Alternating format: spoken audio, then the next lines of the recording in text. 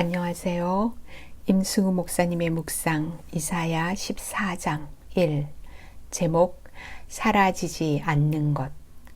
여호와께서 야곱을 긍휼히 여기시며 이스라엘을 다시 택하여 그들의 땅에 두시리니 나그네 된 자가 야곱 족속과 연합하여 그들에게 예속될 것이며. 이사야 14장 1절.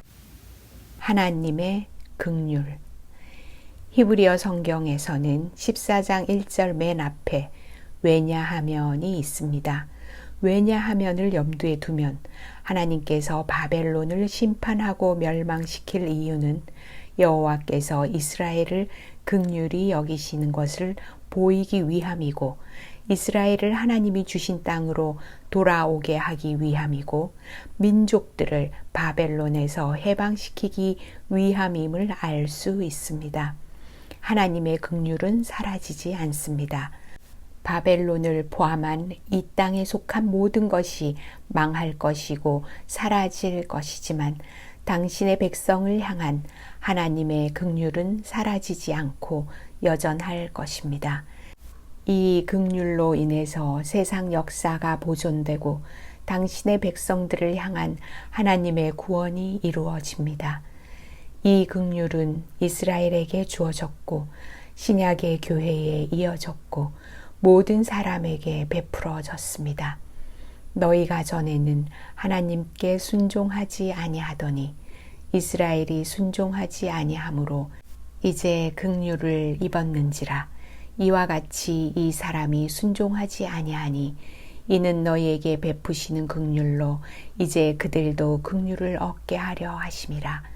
하나님이 모든 사람을 순종하지 아니하는 가운데 가두어 두심은 모든 사람에게 긍휼을 베풀려 하심이로다. 로마서 11장 30에서 32절. 이 긍휼하신 사랑으로 인해 그리스도이신 예수님이 이 땅에 인간으로 오셔서 십자가에 돌아가셨으며 오늘도 당신의 백성을 위해 중보하고 계시고 다시 오시어 영원한 행복의 나라로 인도하실 것입니다. 이로 모아서 주님의 긍휼하신 사랑은 세상 역사를 움직이는 실제 동인이며 구원의 역사의 시작이고 성취입니다. 선택. 이사야의 말씀을 보는 사람들은 눈에 보이는 현실과 예언의 말씀 중에서 어떤 쪽을 따라야 할지를 선택해야 했습니다. 지금 위기가 닥쳤습니다. 남유다는 북이스라엘과 아람의 침공의 위협을 받고 있습니다. 가장 손쉬운 선택은 북이스라엘과 아람의 적인 강대국 아수르와 손을 잡는 것입니다.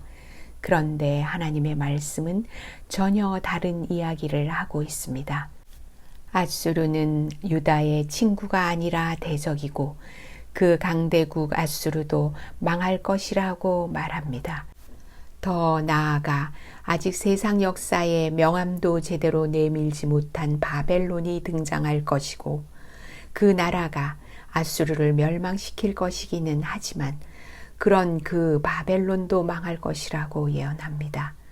하나님의 백성들은 눈앞의 위기에서 이성적으로 판단해 볼 때 합리적이라고 생각되는 아수르라는 해결책을 택할지 혹은 이성적으로는 도저히 일어나지 않을 것 같은 먼 미래의 일을 말하는 듯한 하나님의 말씀을 해결책으로 택할지 결정해야 합니다. 쉽지 않은 결정이지만 오늘의 삶에서 주님의 긍휼하신 사랑을 경험한다면 진정으로 우리를 사랑하시는 하나님은 거짓말을 하시는 분이 아니시고 당신이 말씀하신 것은 반드시 이루시는 분임을 알고 있다면 하나님의 사람들은 오늘의 당면한 문제에 대한 해결책으로 하나님의 말씀을 믿음으로 선택할 것입니다.